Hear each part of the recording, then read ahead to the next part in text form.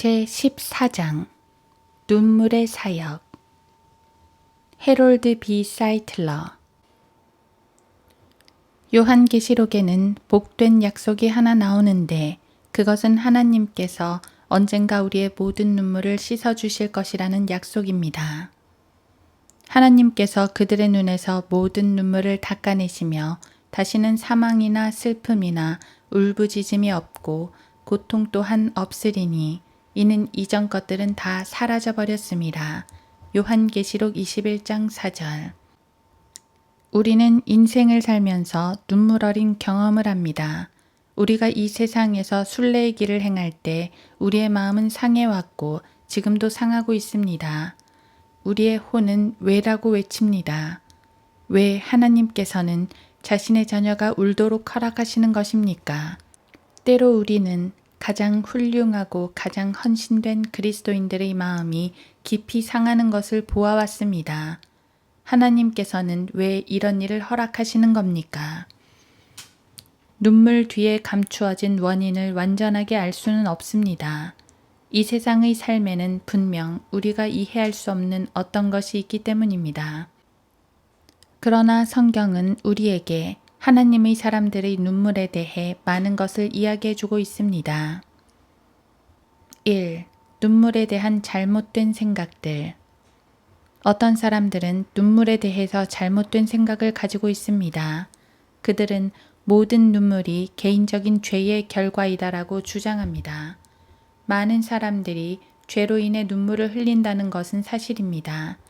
그러나 성경에는 개인적인 죄를 짓지 않고서도 눈물을 흘리는 하나님의 사람들에 대한 예가 나옵니다. 그는 바로 욥입니다. 욥기 1장은 욥이 어떤 사람인지를 말해줍니다. 그는 의롭고 정직하고 온전한 사람이었습니다. 욥은 악을 경멸했습니다. 욥은 자신이 아는 한 최선을 다해 주님 앞에서 거룩하게 행했습니다. 그런 욥에게 일어났던 일에 대해 생각해 보십시오. 이 세상에 살았던 사람 중에 욥만큼 마음이 상했던 사람이 있었겠습니까? 욥의 인생을 강타했던 재앙 때문에 욥이 죄를 지었다고 감히 비난할 사람은 아무도 없을 것입니다. 욥이 고난을 당하며 눈물을 흘린 것은 하나님께 영광을 돌리고 우리에게 용기를 주기 위해서였다는 것에는 의심의 여지가 없습니다. 또 다른 예로는 히스기야가 있습니다.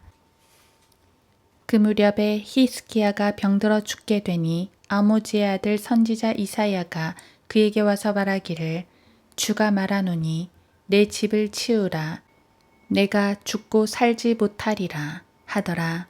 그러자 히스기야가 자기 얼굴을 벽으로 돌리고 주께 기도하여 말하기를 오 주여 내가 간구하오니 내가 주 앞에서 진리 안에서와 온전한 마음으로 어떻게 행했으며 또 주의 목전에서 어떻게 선한 일을 행하였는지 이제 기억하소서 하고 히스기야가 통곡하더라. 이사야 38장 1에서 3절. 여기에 하나님의 사람이 고난당하고 통곡하는 예가 있습니다. 어느 누구도 그가 죄를 지었다고는 감히 비난하지는 못할 것입니다. 그는 자신의 삶에서 세 가지를 기억해달라고 하나님께 부르짖었습니다. 내가 주 앞에서 진리 안에서 행했습니다. 내가 주 앞에서 온전한 마음으로 행했습니다.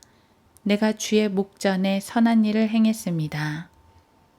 히스기야가 주장한 이 세 가지를 하나님께서 부인하셨다는 기록은 어디에도 없습니다. 그러므로 이 세 가지는 진실된 것이었다고 결론을 내릴 수 있습니다. 그러나 3절에 나타난 기록을 보십시오. 히스기야가 통곡하더라.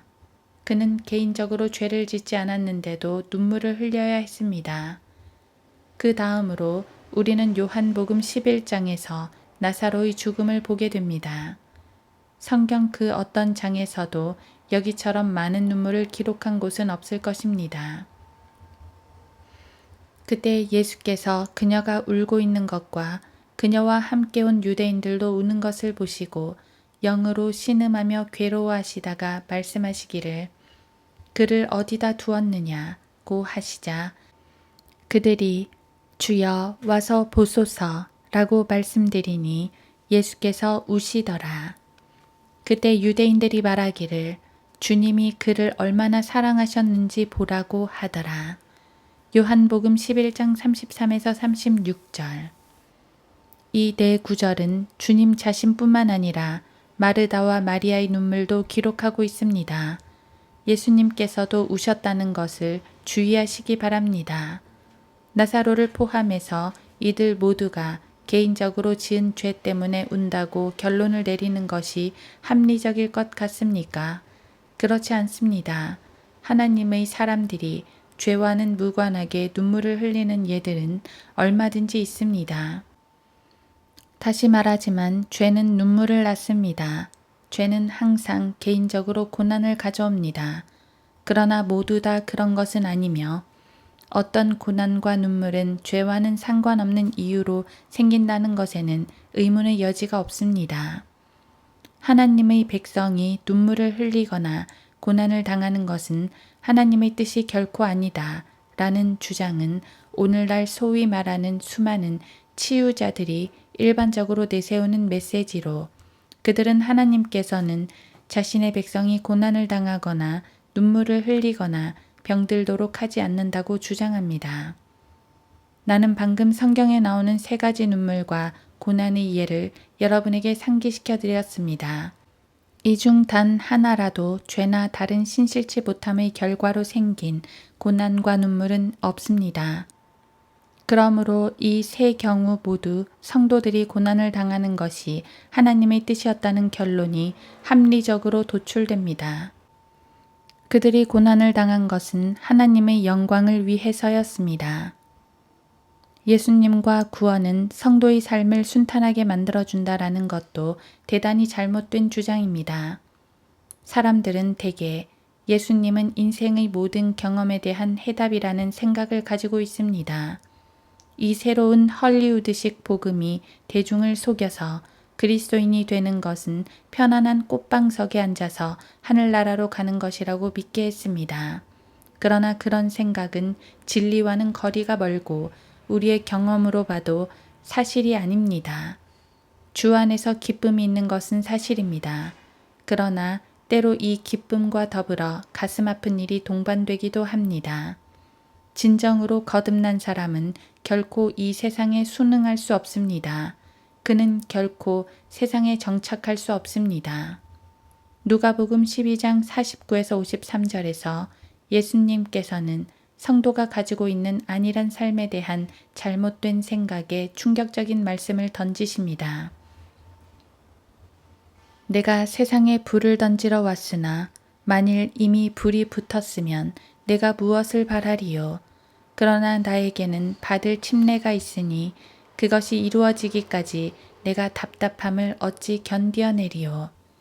내가 세상에 화평을 주러 왔다고 생각하느냐? 내가 너희에게 말하노니 아니라 오히려 분쟁케 하러 왔노라. 이제부터는 한 집에 5이 있으면 갈라져서 셋은 둘에 대적하고 둘은 셋에 대적하리라. 아버지는 아들과 대적하고 아들은 아버지와 어머니는 딸과 딸은 어머니와 시어머니는 며느리와 며느리는 시어머니와 대적하여 갈라지리라. 그리스도인으로서 순탄한 삶만을 추구하는 죄로부터 하나님께서 우리를 구해 주시기를 바랍니다. 하나님께서는 우리의 고난을 통해서 영광을 받으실 수 없다는 것 또한 매우 잘못된 생각입니다. 하나님께서는 자신의 자녀들에게 자비를 베풀기를 기뻐하시지만 그분께서는 또한 성도들의 고난을 통해서 영광을 받으실 수 있으며 또 실제로 영광을 받으십니다. 잠시 바울을 보도록 합시다. 고린도후서 12장 7에서 10절은 이렇게 기록하고 있습니다. 지극히 위대한 계시들의 풍성함으로 인하여 내가 자고하지 않도록 육체의 한 가시 즉 사탄의 사자를 내게 주셨으니 그가 나를 쳐서 자고하지 못하게 하려 함이라. 이를 위하여 3번이나 그것을 내게서 제거해달라고 주께 간구하였는데 주께서 내게 말씀하시기를 내 은혜가 내게 충분하도다. 이는 내 능력이 약한 데서 온전하게 됨이니라고 하셨느니라. 그러므로 내가 오히려 매우 기쁘게 나의 약한 것을 자랑하리니 이는 그리스도의 능력이 내게 거하게 하려 함이라. 그러므로 내가 그리스도를 위하여 약한 것들과 모욕과 궁핍과 박해와 곤경을 기뻐하노니 이는 내가 약할 때 곧 내가 강하기 때문이라. 이 구절은 하나님께서는 우리의 연약함을 통해서 영광을 받으신다는 진리를 계시해 줍니다. 하나님께서는 분명하게 내 능력이 약한 데서 온전하게 됨이니라고 말씀하십니다. 각 개인에게 연약함과 시련이 없다면 은혜를 주시는 하나님의 능력이 결코 온전하게 드러날 수 없습니다. 고난당하는 그리스도인이 고개를 들어 올리고 예수님을 찬양하는 것만큼이나 하나님께 영광을 가져다 드리는 것은 없습니다. 2. 눈물 너머에 무엇이 있습니까? 그러면 눈물 너머에는 무엇이 있습니까? 어떤 현명한 사람은 인생은 눈물의 골짜기라고 선언했습니다. 사람들은 비극이나 병이나 절망을 맞이하고서 눈물을 흘리게 됩니다. 그럴 때의 우리의 태도는 어때야 합니까? 어리석게도 하나님을 원망해야겠습니까? 눈물과 낙담과 비극을 허락하시는 하나님의 깊은 의도를 우리가 간과해야 합니까? 인생은 물론 아름답고 고무적이고 훌륭합니다. 폭풍이 사그라들 때 그 주위를 에워싸는 무지개보다 더 아름다운 것이 어디 있겠습니까? 자신에게 부과된 임무를 뛰어넘는 용기와 기상을 보여준 것으로 인해 대통령이 달아준 훈장과 함께 전투에서 귀가하는 아들을 보는 것보다 부모의 마음을 자랑스럽게 하는 일이 또 어디에 있겠습니까? 그렇습니다. 인생은 아름답고 선하며 고무적입니다. 그러나 또한 인생은 항상 햇빛 찬란하고 장밋빛으로 물든 것만은 결코 아닙니다. 인생에는 먹구름도 있고 가시덤불도 있으며 불쾌한 상황도 있습니다. 모든 사람은 이런 비극적인 상황에 직면하게 됩니다. 모든 빛이 꺼지는 시간이 다가옵니다. 즉, 우리의 마음이 비애와 실망과 낙담으로 가득 찬 때가 온다는 것입니다. 고통을 당하고 고난을 겪는 때가 옵니다. 건강하던 자녀가 소아마비로 쓰러져서 다른 아이들처럼 뛰어놀 수 없게 되었을 때 어떻겠습니까? 술 취한 운전자가 자신의 기쁨이자 자랑이었던 아들을 차에 치여서 죽게 한다면 어떻겠습니까? 건강하게 살다가 인생의 절정기를 맞이한 청년에게 의사가 암이라고 선언한다면 어떻겠습니까? 일생 동안 힘들게 모은 저축을 사업 실패로 잃게 된다면 어떻겠습니까? 갑자기 눈이 멀어서 더 이상 자신이 사랑하던 사람들을 볼 수도 없고 자연의 아름다움도 보지 못하고 죽을 때까지 암흑 속에서 살아야만 한다면 어떻겠습니까? 이 밖에도 다른 셀 수 없이 많은 비극들이 고난과 눈물을 자아낼 수 있습니다. 왜냐하면 우리의 인생은 그런 것들로 가득 차 있기 때문입니다. 비극 너머에 무엇이 있습니까? 고난을 경험하는 것 너머에 무엇이 있습니까? 눈물 너머에 무엇이 있습니까? 인간은 눈물 젖은 얼굴로 그 이유를 묻게 마련입니다. 인간은 전체 그림을 볼 수도 없고 그래서 온전한 답을 얻을 수도 없습니다. 그래서 우리들은 의아해하고 당황스러워하며 낙담하려는 유혹을 받으며 패배를 받아들이게 됩니다. 앞서 말한 바와 같이 우리가 눈물을 흘리고 비애를 겪는 이유 중 상당 부분은 우리가 잘못 행했기 때문입니다. 우리는 이것을 받아들이고 우리 죄들로 인해 생긴 고난을 감수해야 합니다. 그러나 우리가 그 원인을 제공하지 않았고 우리에게 전혀 책임이 없는데도 재앙이 닥친 것은 어떻습니까? 가능한 해답은 세 가지뿐입니다. 첫째, 비극은 지극히 자연스러운 것으로 특별히 선하거나 악한 것이 아니라는 것입니다. 그것은 이 세상 자체가 악하며 우리는 그 악한 세상에 놓여 있기 때문입니다. 둘째, 사탄이 비극을 야기합니다. 우리는 선과 악, 하나님과 사탄 사이에 일어나는 영적 전쟁 가운데 살고 있습니다. 그래서 이런 이유 때문에 고통을 당할 수도 있습니다. 셋째, 하나님이 야기시키거나 아니면 최소한 하나님께서 허락하는 비극들이 있습니다. 하나님을 제외하면 큰 문제가 생깁니다. 하나님도 없고 목적도 없고 정의도 없고 영원도 없다면 우리는 짐승들이고 짐승들처럼 죽을 것이고 실제로 비극적인 것은 아무것도 없을 것입니다. 비극은 지상에 살면서 곧 다시 땅으로 돌아갈 흙으로 만들어진 몸을 가진 존재에게 닥치는 사건에 지나지 않게 됩니다. 고난과 악의 문제를 하나님을 제외한 상태로 이해하는 것은 모든 선을 폐기시키고 더 높은 가치들을 비난하고 불멸을 부인하고 하나님을 매장하는 것입니다. 그렇게 되면 실제로 우리에게는 아무 문제가 없는 셈이 됩니다.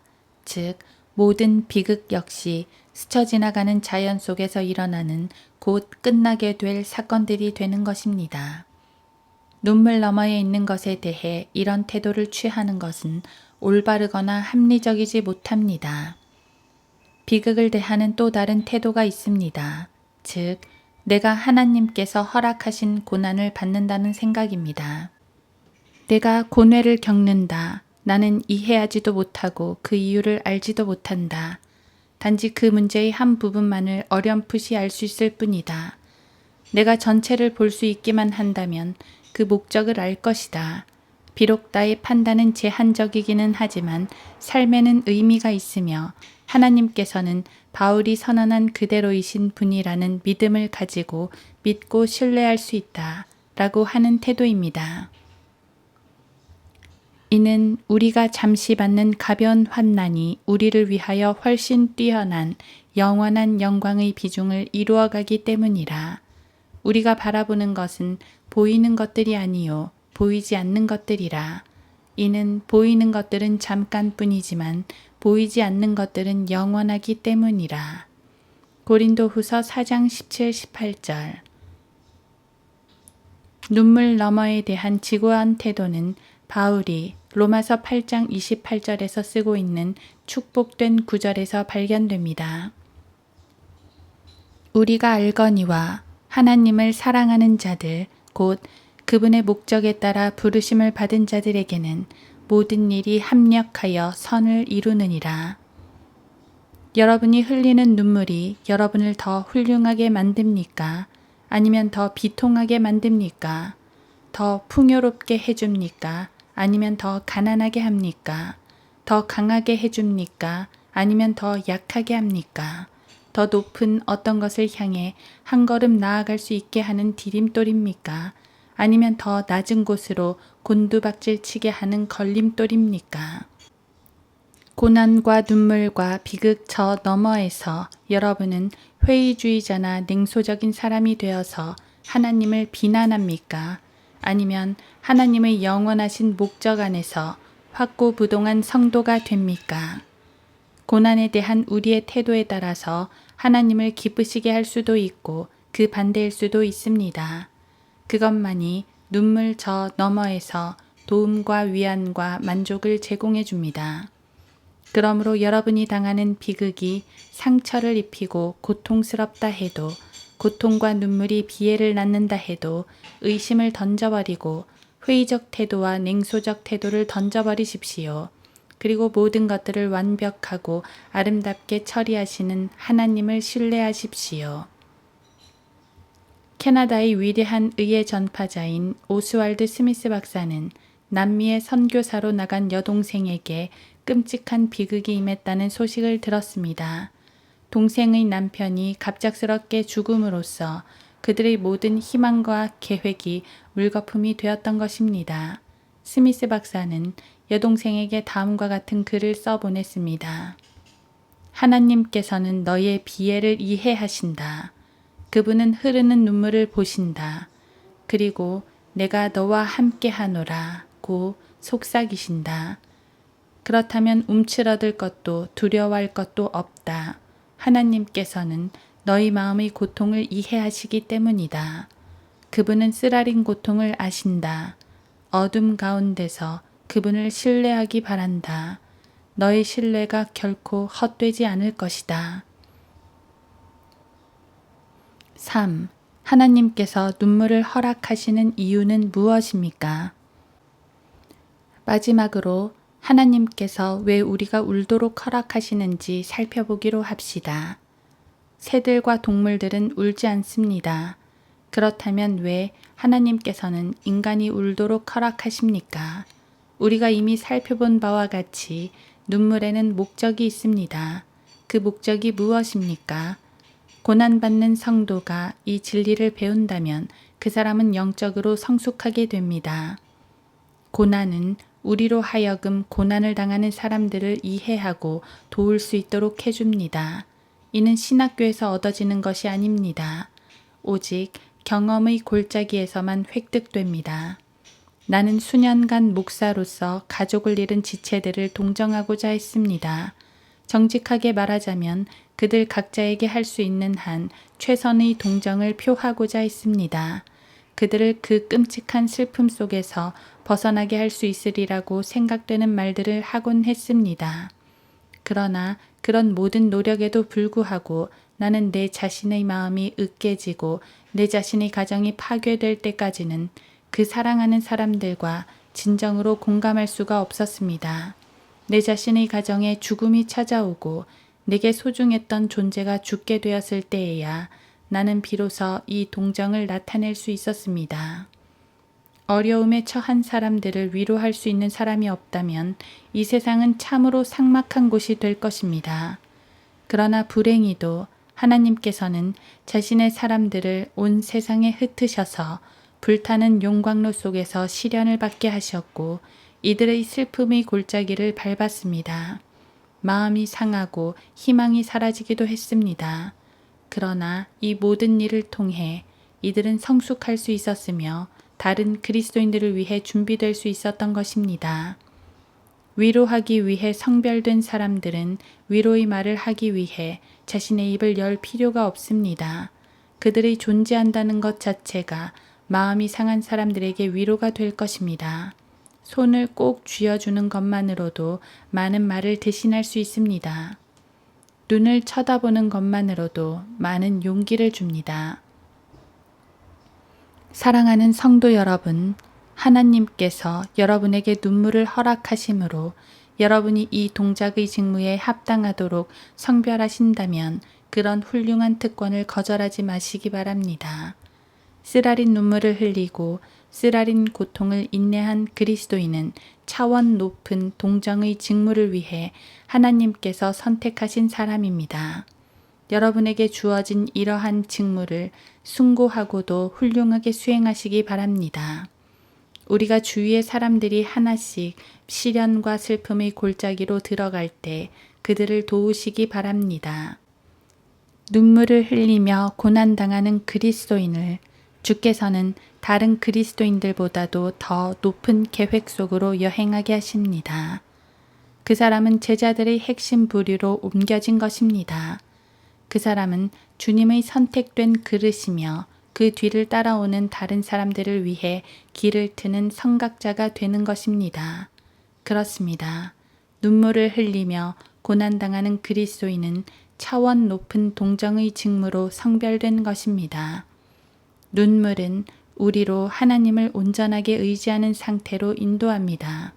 우리가 하나님을 바라는 것이 하나님의 뜻입니다. 이것은 쉬운 일이 아닙니다. 육신은 하나님이 아닌 자신을 신뢰하고자 합니다.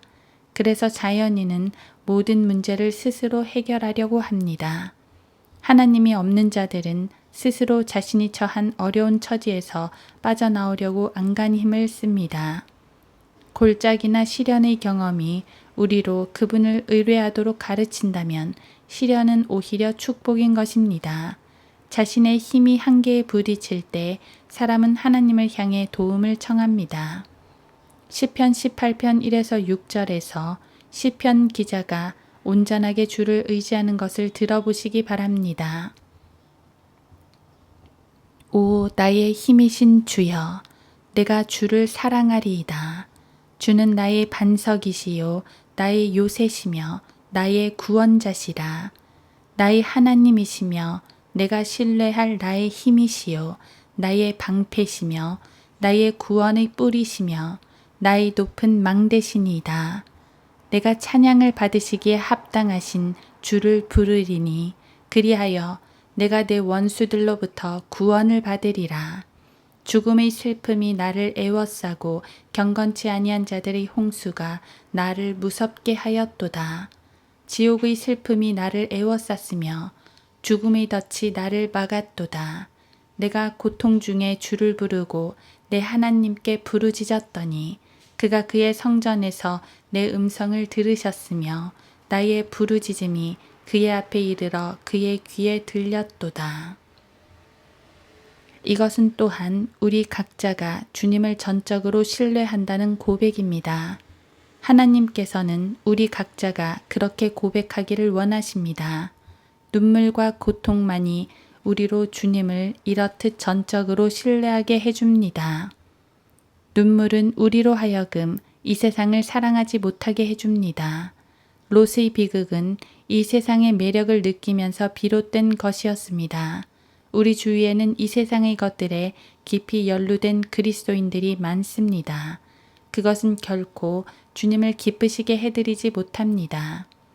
분명히 우리는 흙에서 나온 피조물이지만 우리의 시민권은 하늘에 있으며 그곳으로부터 다시 오실 주님을 우리는 바라고 있습니다. 하나님께서는 하늘에 있는 것들에 우리의 마음을 두도록 우리에게 명령하십니다.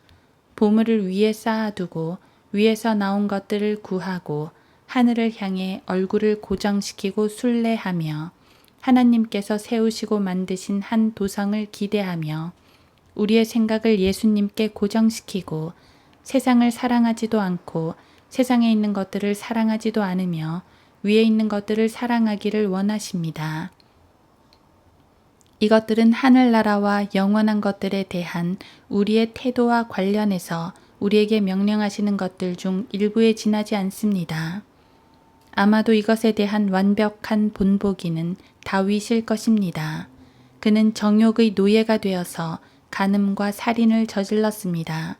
한순간 그는 하나님을 잊고 자신이 하나님의 사람임을 잊은 듯 했습니다. 그는 이 커다란 유혹에 굴복함으로 죄를 저질렀던 것입니다. 그러나 하나님께서는 죄를 묵과하지 않으셨습니다. 이 불법적인 관계에서 생긴 아이가 죽을 병에 걸렸습니다. 다윗은 회개하고 하나님을 부릅니다. 그러나 하나님께서는 그 아이를 치유시키지 않으십니다.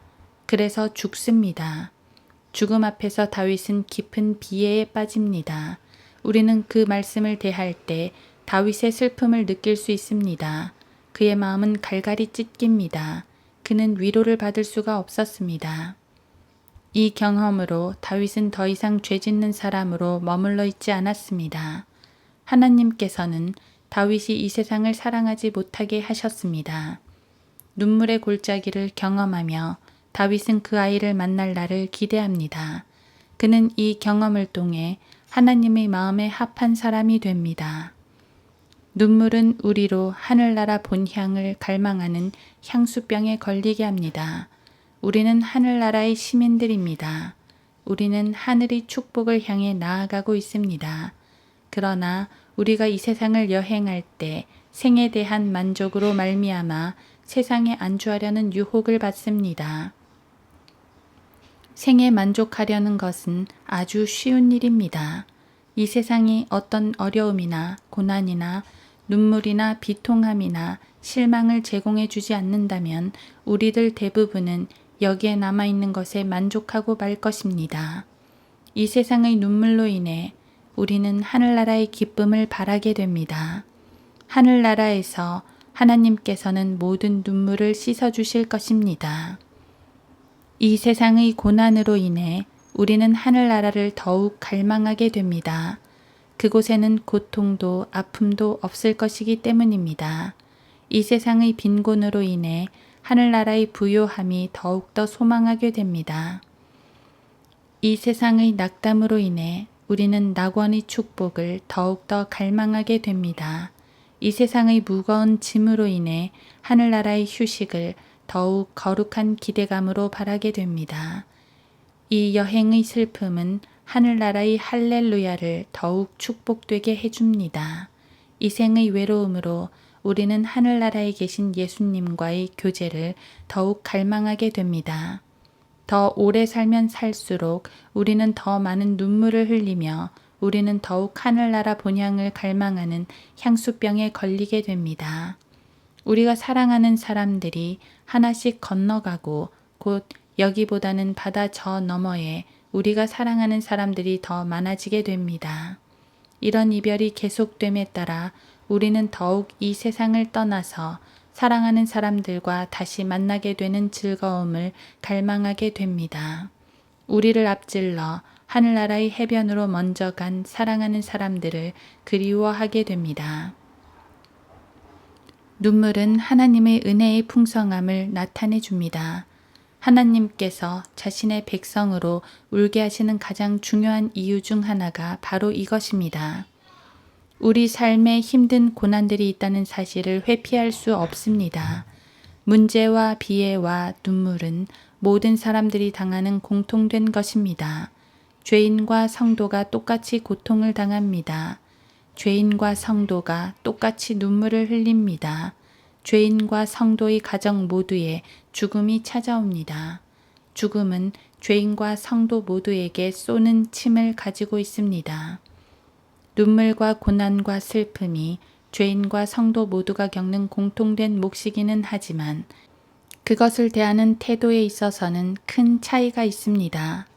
우리는 슬퍼하지만 다른 사람들처럼 슬퍼하지는 않습니다.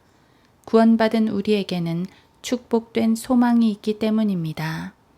데살로니가 전서 4장 13에서 18절에서 바울이 한 말에 귀를 기울이시기 바랍니다. 형제들아, 잠든 자들에 관해서는 너희가 모르게 되는 것을 원치 아니하노니 이는 너희가 소망이 없는 다른 사람들과 같이 슬퍼하지 않게 하려는 것이라. 예수께서 죽었다가 다시 살아나신 것을 우리가 믿는다면 그와 같이 하나님께서는 예수 안에서 잠든 자들도 그와 함께 데리고 오시리라. 우리가 주의 말씀으로 너희에게 이것을 말하노니 주께서 오실 때까지 살아남아 있는 우리가 잠들어 있는 자들보다 결단코 앞서지 못하리라. 주께서 호령과 천사장의 음성과 하나님의 나팔 소리와 함께 하늘로부터 친히 내려오시리니 그러면 그리스도 안에서 죽은 자들이 먼저 일어나고 그리고 나서 살아남아 있는 우리도 공중에서 주와 만나기 위하여 그들과 함께 구름 속으로 끌려 올라가리니 그리하여 우리가 영원히 주와 함께 있으리라. 그러므로 이러한 말로 서로 위로하라. 우리가 다른 사람들처럼 슬퍼하지 않는 이유는 시련이 올 때 역사하기 시작하시는 하나님의 은혜 때문입니다. 하나님의 은혜가 충분함을 증명하기 위해 하나님께서 바울에게 육체의 가시를 허락하신 것처럼 하나님께서는 우리가 시련과 슬픔을 겪는 과정을 통해서 그분의 은혜가 드러날 수 있게 하십니다. 그리고 이를 통해 하나님의 은혜를 알게 하시는 것입니다. 때로 우리는 죽음을 생각하고 두려워합니다. 그러나 여러분, 그리스도인들인 우리가 그럴 필요가 있습니까? 죽음이 임하면 하나님께서 은혜를 공급하십니다. 때로 우리는 건강을 잃을지도 모른다는 생각에 두려워합니다. 그러나 우리가 저 위에 계신 하나님을 생각한다면 그럴 필요가 있습니까? 건강을 잃고 수술대를 직면하게 되면 하나님의 은혜가 공급될 것입니다. 지금 현재 여러분에게는 죽어가는 은혜, 위로하는 은혜, 이해하는 은혜가 필요치 않을지도 모르지만 시련이 오는 것만큼이나 확실하게 하나님께서는 자신의 충만한 은혜를 드러내시기를 기뻐하실 것입니다. 그래서 저는 눈물의 사역을 감당해야 하는 사람들을 위해서 말씀을 전했습니다. 해롤드 B. 사이틀러. 사이틀러 박사는 1914년 5월 15일 사우스캐롤라이나 세인트 조지에서 태어났다. 그는 사우스캐롤라이나 그린빌 소재 이스트파크 침례교회에서 10대 초반에 개심했다. 사이틀러 박사는 종종 바울이 디모데에게 자신의 사역을 온전히 입증하라고 한 훈계는 평생 져야 할 책무라고 말했다. 사이틀러 박사는 1940년 설교에 헌신한 이후로 그 일을 계속했다. 한 성도의 앞들 잔디밭에서 해마다 열린 그의 첫 번째 부흥 집회 이래 그는 자신의 사역을 온전히 입증했다. 1943년에 그는 매주 24달러의 비용을 내고 지역 방송국에서 브라이트 스팟 아워 라디오 방송을 시작했다. 하나님께서 허락하사 오늘날 브라이트 스팟 아워는 매달 25,000달러의 비용으로 5개 대륙에 방송되고 있다. 1951년에 비극이 찾아왔다. 자동차 사고로 그의 큰딸이 죽게 되었고 그의 아내와 딸의 생명이 위태롭게 되었다. 그러나 하나님께서는 그 비극을 통해 그에게 1952년에 태버너클 침례교회를 시작하도록 인도하셨다. 1957년까지 교회 회원이 1200명이 넘었으며 150명의 수용 인원을 가진 사우스캐롤라이나에서 가장 큰 침례교 강당을 세웠다. 그의 지도력을 따라 그 교회는 1960년에 크리스찬 주일학교를 시작했고 1963년에는 어린이 가정학교를, 1963년에 성경학회, 1975년에 성경대학을 시작했고 교회의 일부 과부들이 머물 수 있는 장소를 1982년에 개설했다. 세월이 흐르면서 태버너클에서 나온 선교 사역을 통해 400명의 선교사들을 지원하고 있으며 국내와 국외 선교 예산이 다른 사역을 훨씬 능가한다. 그린빌에서 가장 오래된 침례교 목사로서 이 설교자들의 왕자는 계속해서 그의 구주이신 예수 그리스도를 위한 그의 사역을 온전하게 입증했다.